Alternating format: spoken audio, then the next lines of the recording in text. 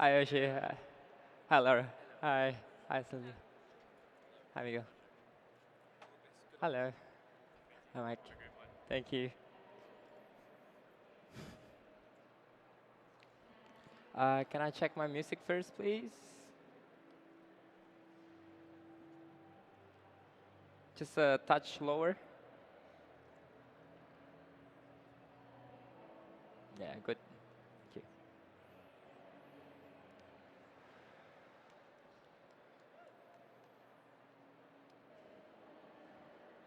Ready? Right. Music, please.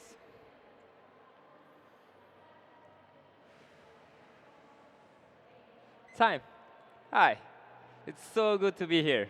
And welcome.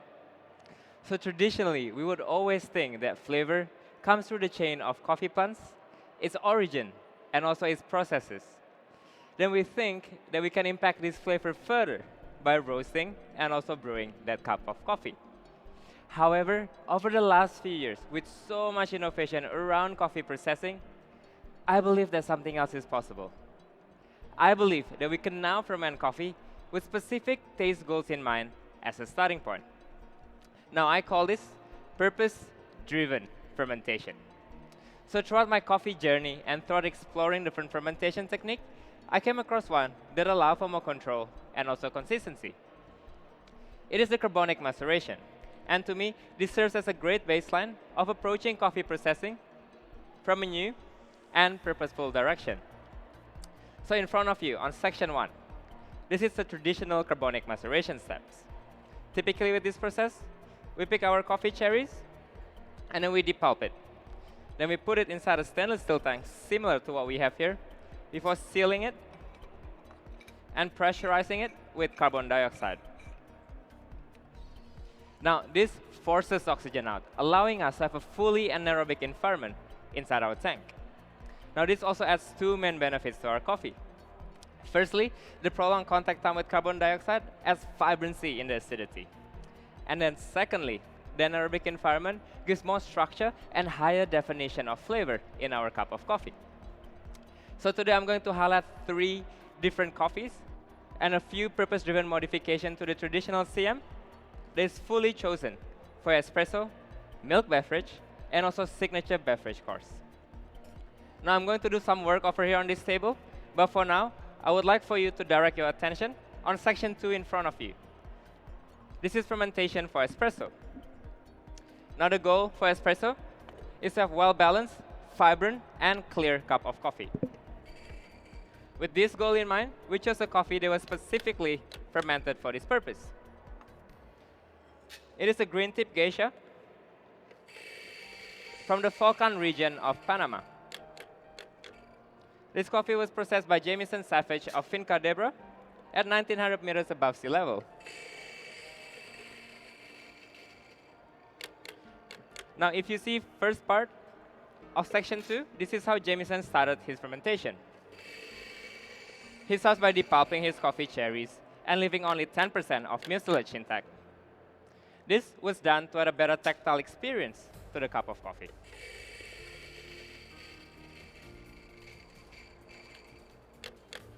Then the next step is to put it through traditional CM steps. This was done to add vibrancy into the coffee. However, due to the lack of sweetness inside the tank, the coffee was lacking a little bit of sweetness. So the next step is to slow down the drying. So if you see on the last step, on section 2, this is a 3-tier drying bed system that Jamison had to develop. This was done to slow down his fermentation and drying.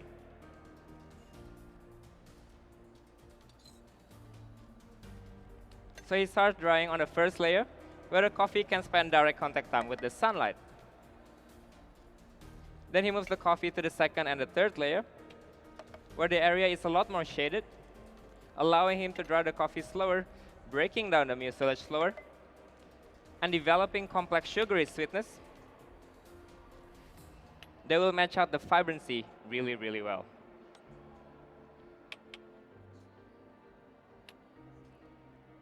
Now to bring out all the potential in the coffee, we roasted this coffee to 20% roasting development with a very slow crack at 8 minutes and 53 seconds.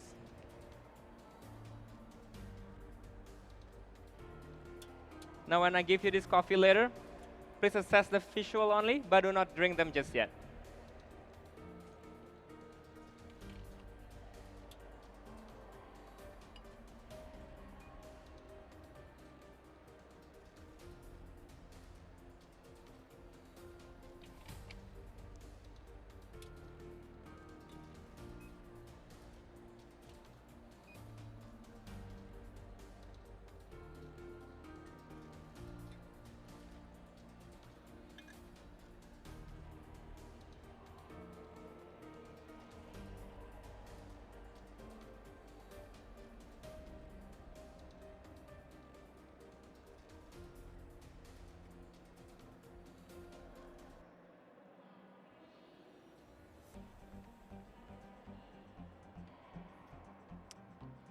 Great. So these espressos are really, really good. In there, you'll notice floral aroma of rose. Then you get vibrancy of orange. There you go, Laura. And then you get sweetness. They'll remind you of candy. The body is medium with a very silky texture and a clean finish of Earl Grey tea. Today we use 19.5 grams of coffee to let out 42 grams of espresso. Now please stir 10 times to fully mix all the flavor in there and take at least 3 big sips to fully enjoy these drinks. The empty vessels to your right are for your dirty teaspoons, and please go ahead and enjoy. I'm really excited for you.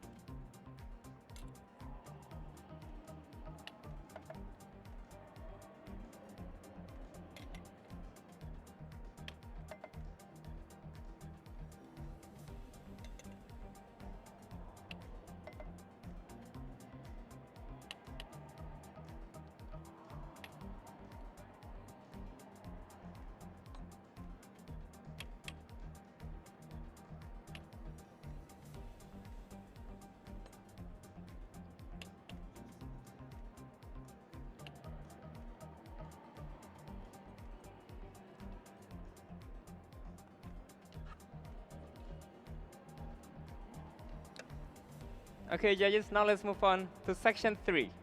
This is your milk beverage course. So the goal for milk beverage is to achieve clarity and also balance. With this goal in mind, we chose a coffee that was specifically fermented for this purpose. It is an heirloom variety coffee from the Guji region of Ethiopia. This coffee was processed by Project Origin at 1,800 meters above sea level. So if you see on the first part of section 3, this is how the team started their fermentation. They pick whole coffee cherries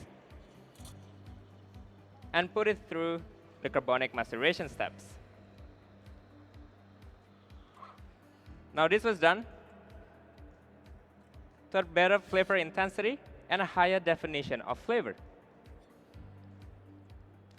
Now the combination of traditional CM and the whole cherry provides a fruit-forward intensity. Then they put the coffee out to dry naturally on African raised beds for 25 days. Now this coffee goes really, really well with the milk that I'm using today. And when I serve you this drink, I would like for you to assess the visual only, but do not drink them just yet. Just like our coffee, the milk that I'm using today has undergone a purpose-driven approach to intensify its qualities. There you go. First, we chose an Indonesian cow. They were specifically fed with 4 different types of grasses and also grains. Now, this was done to increase its carbohydrate level, intensifying the sweetness in the milk. There you go.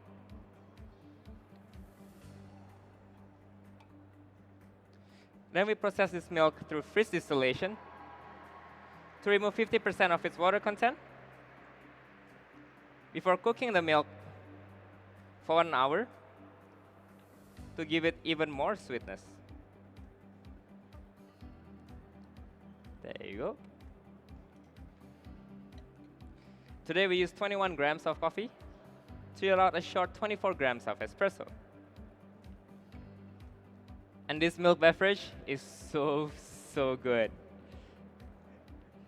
In there you get flavors that remind you of Irish cream,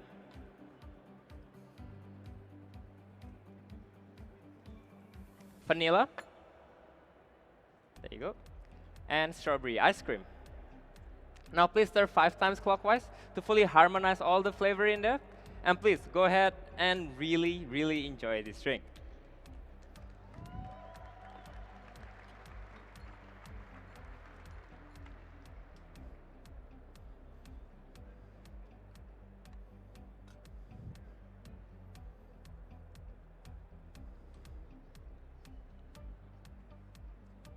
Thank you. Great. Now let's move on to the signature beverage course. This is my favorite one.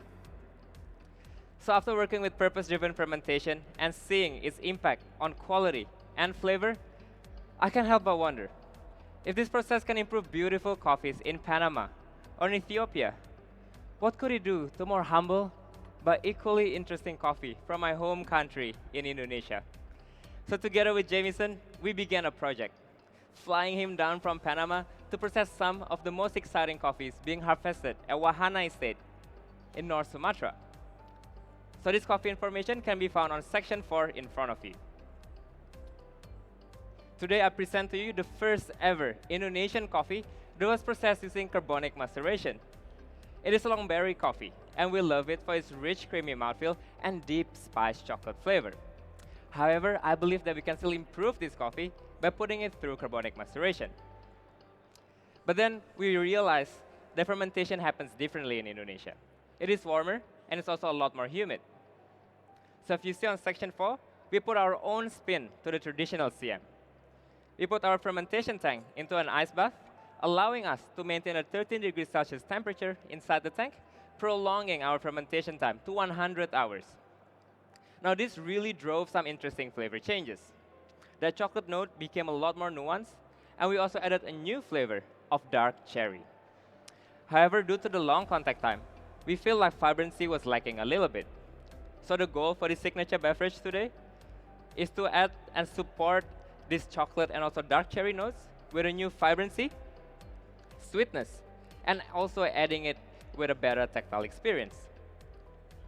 So to start with, your base ingredient is the 4 shots of long berry coffee, 22 grams of coffee with 42 grams of espresso out. Then to add vibrancy, we're adding kefir water, 70 ml of it.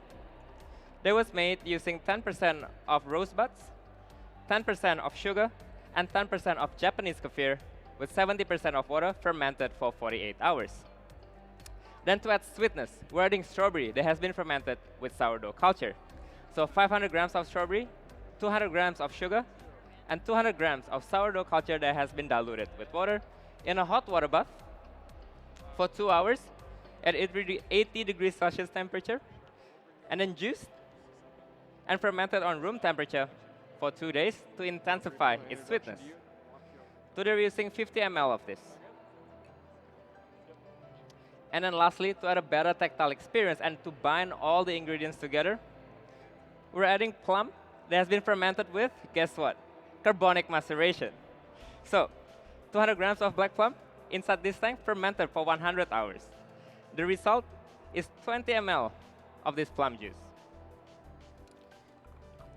Now this drink will be served slightly chilled, and I want you to enjoy it in 3 sips, swirling in between your sip, and making sure that you have 30 seconds in between your sips. The reason why I asked you to do this is because there will be some interesting flavor changes. You'll start with tasting and noticing aroma of rose, then dark cherry, then dark chocolate truffle.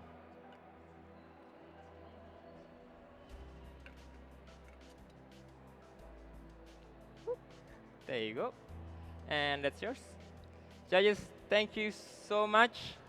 Enjoy, and that is my time. The barista representing Indonesia, Mikael Jasin.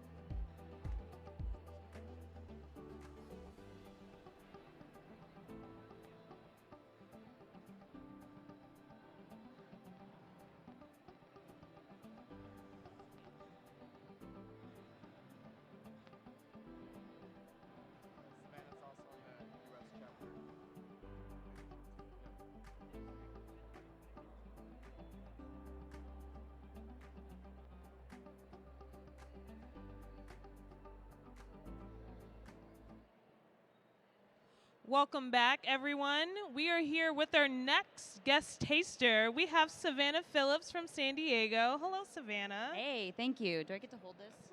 Awesome. Savannah's given up almost all of her time this expo to be a station instructor, and it's her 6th year volunteering. 6. I got a pin. It was great. I love it. Why do you keep coming back every year? Well, barista education is kind of my wheelhouse, and so it's so important for more people to be involved in the industry, and I feel like industry retention is important, and so giving people something they can really get excited about and then keep coming back for every year is just so important. So that's why I keep coming back. Well, we really appreciate all of your time and effort here at the SCA. And now we can take you on over to our station. Angie's going to help you here. Thank you. Round of applause, please, again, for Mikael Jasin, representing Indonesia. Hello, sir. Hello. How you feeling? Feeling pretty good. Feeling pretty good. It feels unreal. It feels so unreal. It was a blur, right? Yeah. Yes, nearly a dream. We've got some great folks here on the table with you. know. I'm going to hand this microphone on over to Sasa. First of all, congratulations with the process. Yes. But I'd love to ask you a question. Yep. why particular process for particular beverage? So I personally love the carbonic maceration process, mainly because I love wine, and I love what you did when you did it with the coffee. And after tasting Jameson's coffee, there's a massive difference between the traditional wash and the wash CM. So I thought it must be the process, right? It's not just the coffee because it's exactly the same coffee. And then I tried the Jasper, and it has similar characteristics. You know, like it's very structured. You've got the higher definition of flavor. You got the vibrancy. So we thought, why don't we try it in an Indonesian coffee? Because normally Indonesian coffee, people know it as like this big body chocolate coffee, but that's about it. And what we wanted to do was to improve that and adding a new layer of it, I guess, and just really see what happened to it when we just play around with it. Yeah. It's really nice to see that you have used Indonesian coffee. Yeah. Congratulations. Thank and you. It's showing that you can do so much more with many other Yes. origins as well with it. So Yeah. it's And beautiful. it's a testament to the process, I guess. If you can apply it anywhere, that means the theory behind it is sound and it's proven. Yeah. So it's super fun to see like origin country competitor in the finals. So you're using Indonesian coffee, Yes. right? In Yes. all of the courses. No, so only on the signature beverage one. But would it be possible to try the? As espresso? Yes. Yeah, for sure. Cool. We have it. Do you have any questions for right Mikael? here. Yeah. How long have you been a barista? I started working in hospitality 7 years ago. Washing dishes, obviously. That's always the first step. And then I started peeling orange. Yeah. And then started making coffee, I think about 1 year into working in hospitality, so maybe 6 years of making coffee. Excellent. Yeah, the Guji is one of my favorite. Yeah. Hembella Gujis are my probably favorite coffee of all time. Yes. So I'm super excited to try this. So thank you for Of having course. me up here. It's great. So we're trying the Indonesian as espresso. I would like to try it Of as course. espresso, and the May- other one, you can choose espresso or milk beverage, or they will tell you what to do because they are most important than I am. So. Yeah, it would be good 2-2 maybe. Yeah. Like maybe espresso for 2 Yeah. and the Indonesian for 2, so that Yeah, we can yeah. swap and share. Sure. Sure. That'd thing. be good. Sure thing. So we won't get the Guji, 2 macchiato. Any alternative milk? So, Mikael, Yes. so this is your first time in the WBC, First time in the WBC. but yes. as a team, and I think you guys being working so hard in the WBC as well.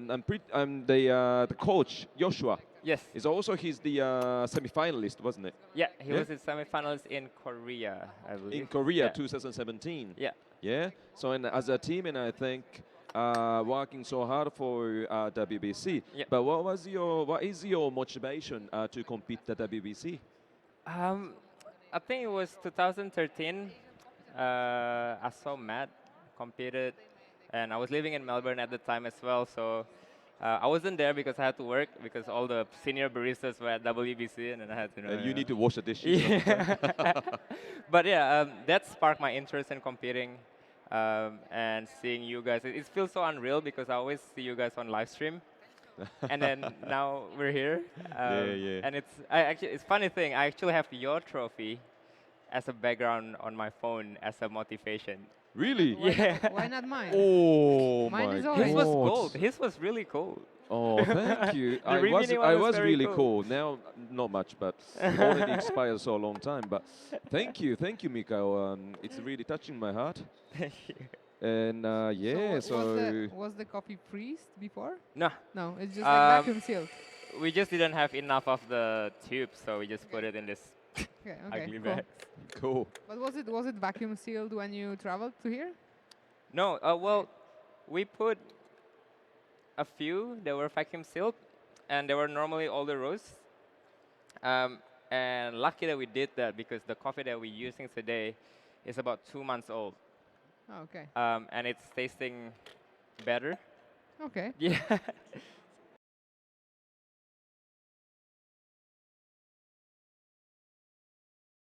it needs a lot of rest time. Not everything. The espresso was 2 months old. The Jasper, I think, is about almost a month old. The Indo is pretty fast, but yeah.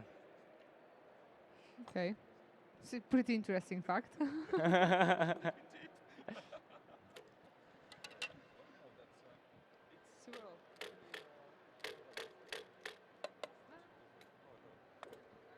So on the stage, you use the very similar carbonic maceration Yep. process. Why do you choose three kinds of country? Well, my thing is always about when you do something, you have to have a purpose behind it. And I like fermentation in anything, not just in coffee. Fermentation in food, fermentation in wine. Um, and what we want to showcase is actually showcasing the process behind it. So as I was saying, if you can prove it in 3 different countries with very different climates, that means the process is good. It's not just the coffee, but it's also the thinking behind it. And that's why we want to highlight that 3. And obviously, from Indonesia, we really want to showcase that in the world. And we're lucky that we can be here. Mikael, I want to go over, dive in deep in the roasting. Yeah, it's really interesting because Yep. you said it's like 1 month old Yep. for espresso course, and the milk is also 1 month old. Yes. And then signature drink as well, or No, signature drink was about 10 days, I think.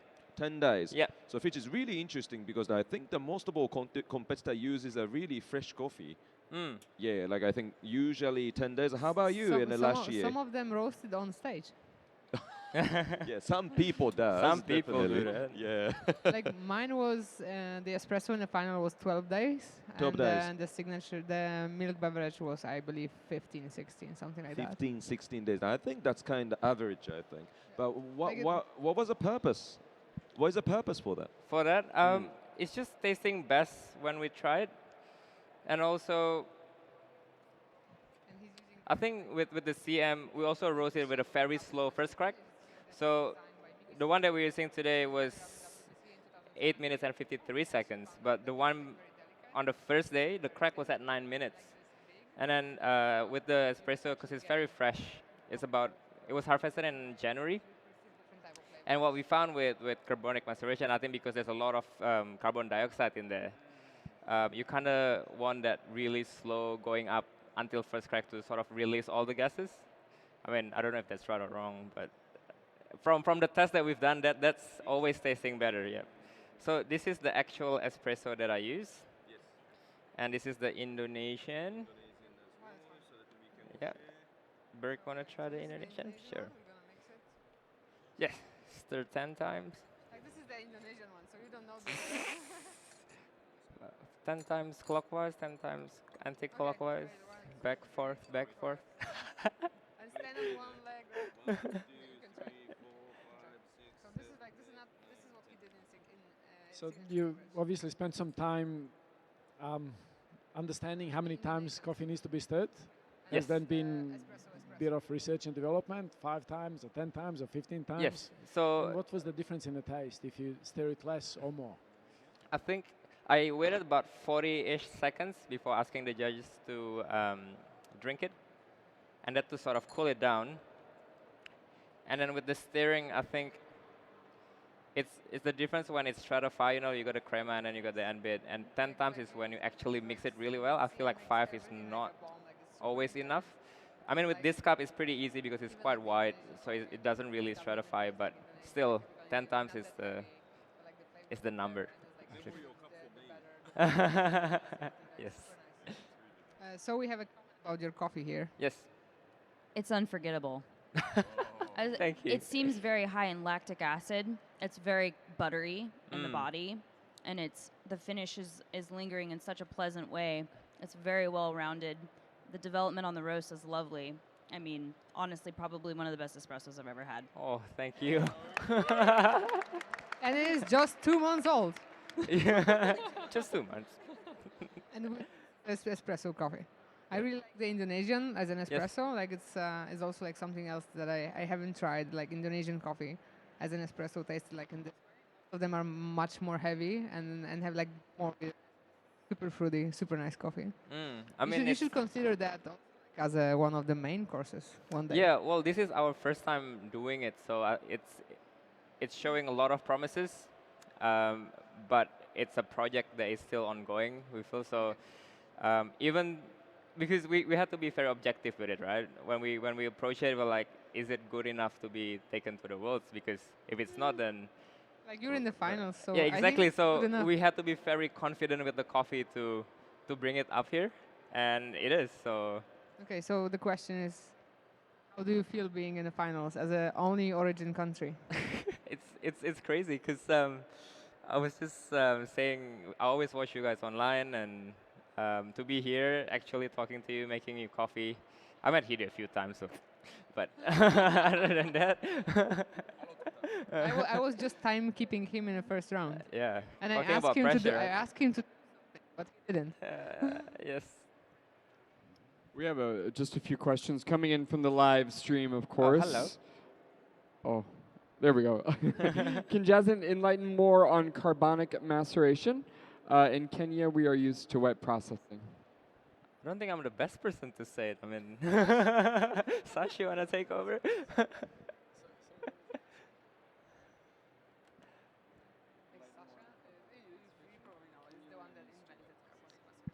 Okay, well, yeah, interesting. I have done new carbonic maceration in Kenya this year for the first time.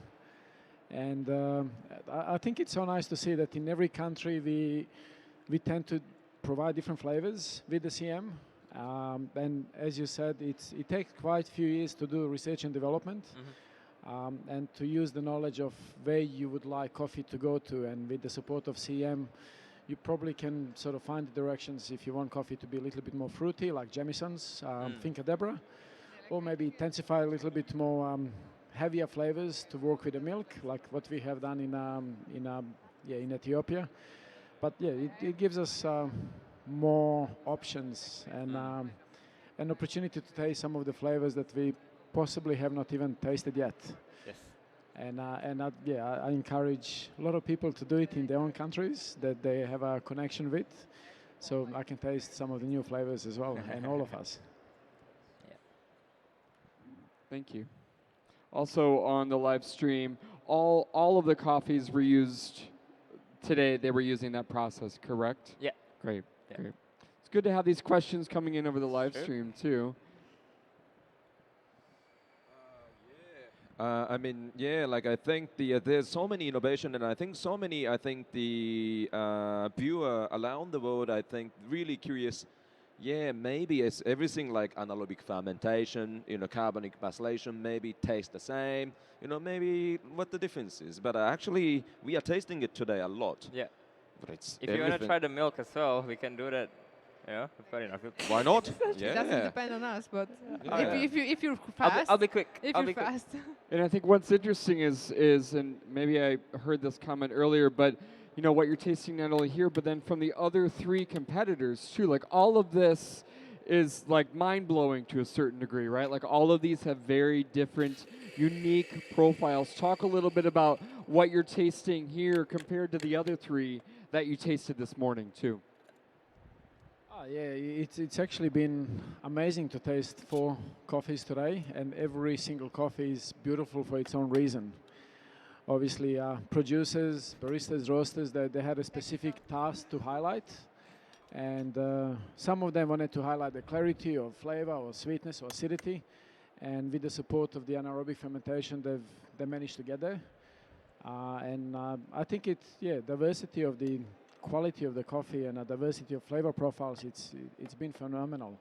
Even though almost every competitor is saying they're using either CM or anaerobic fermentation, flavor profiles are so unique and so different. And taste balance too, and texture too as well. It's completely different experiences. I think the roasting is different, and extraction is different, and how they explain the instruction of drinking is also different, right? So for Mikael, he told us that take a big 3 sip, so that's gonna change a different flavor and then also texture, so that each drinking experience is like completely outstanding here. can tell they're breaking down these drinks layer by layer as they come to you at the table, giving very specific detail to really guide you along that process of how they became connected with this coffee too.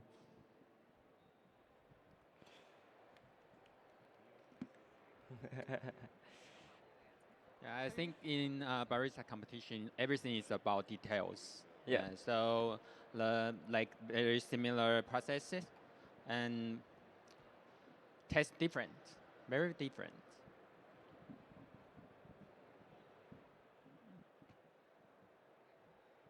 So Okay, well, while gonna be he a swan, double swan. Whoa. Ooh. I found like this is the safest way to score in Barista comp. I know, I did the same.